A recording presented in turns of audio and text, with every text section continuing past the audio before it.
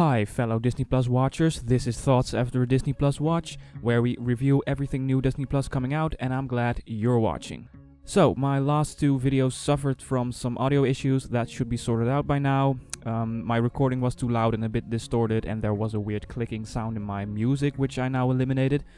And before we jump in, if you're one that really enjoyed watching The Mandalorian Season 2 last 2 months, there's a link in the description where you can listen to my in-depth ranking of all the episodes thus far.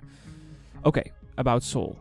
The first section of this review will be spoiler-free, and I will warn you when spoilers are about to drop. So, this movie is directed by Pete Docter, stars Jamie Foxx, Tina Fey, Richard Ayoade, Rachel House, and more.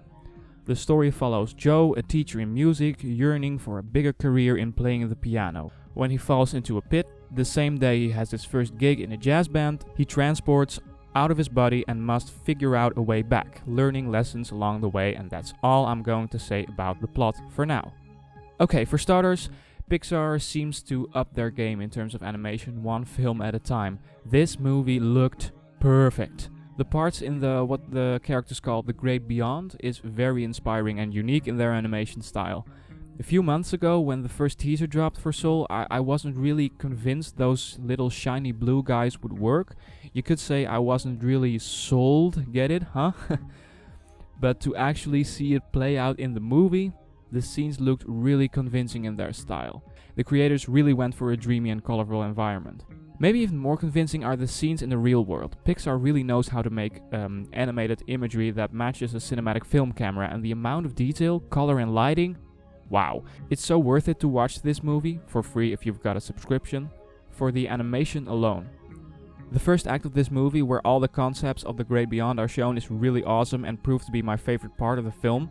This movie does a similar thing Inside Out does. It takes abstract concepts, make it visual while finding a fresh take, and all the while creating a playful way of telling a deep story.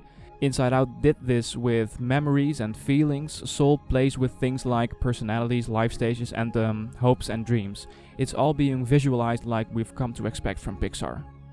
Now, around the end of the second act, I thought I figured out what message the movie went for, and I was wrong. At first I was a bit bummed out, but after giving it some time, it actually clicked. The message of this movie is in itself a bit cliché, but within the context of the narrative, unexpected and ultimately thought-provoking. I really have to explain this in my spoiler section. So, in closing here, Soul is a movie with beautiful animation, a slightly jarring but thought-provoking message, and clever visual translations of very human themes and concepts. I still have a few gripes and nitpicks. I will get into that in the spoiler section. Now, going into spoiler territory, you've been warned, there's going to be spoilers. As I said, the message of the movie was an unexpected turn for me. I thought it was set in stone that the protagonist would overcome his insecurities, convince his mother music is really his path, and all the while inspire this character number 22 into finding music as her spark as well. So, of course, I'm talking about those little stickers, forgot the name, that turn into earth passes as soon as souls find their spark. They clearly establish the idea that a passion for sports, music, cooking or whatever is the way to get the spark. And I gotta say, as a piano player myself, it was inspiring to me that Joe was fighting for this music career of him so much. But the movie actually turned that on its head, because the journey of Joe and 22 in the real world, where they swap bodies, was actually the fuel for the final thing Joe realizes. It's the small things and experience that is the spark of life. This threw me off guard in the first place, because I believed it didn't fit this movie and the whole setup of him chasing his career. But after I gave it some thought, it really clicked, to be honest. The small things the character 22 had to learn and overcome was the whole point of this movie, and not just some funny story filler. When thinking about it, this movie works just very well.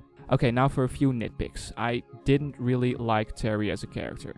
I adore the art style when she's traveling in New York City through walls, fences and traffic lights, but I found the character to be a bit tiring after a while. It was just the voice and attitude I didn't particularly like. Also, I just really dislike that those line-drawn creatures, the councilmen, are all called Jerry. I know it's supposed to be funny, but I found myself really thinking, wow, this is just so bad. Someone in the writer's room must have thought this is funny and somehow this lazy joke found its way in. I did like the humor overall, though. Don't get me wrong. It's what we've come to expect from Pixar. But man, that joke just really didn't land. Okay, is Soul an absolute masterpiece? No. Is it a really good time with the family? Does it leave you thinking about its themes? And does it fit for a Christmas watch? Yes. It's worth your time. Absolutely. The beautiful animation alone makes it worth it. It leaves me just wanting to see it in a 3D cinema, actually. Thank you so much for sticking to the end. If you like these kinds of thoughts and reviews, make sure to subscribe. I'll do a look back at 2020 and look forward to 2021 in terms of Disney Plus next week, and we'll jump into WandaVision mid-January when it comes out. For now, have yourself a wonderful Christmas and a Happy New Year, and see ya!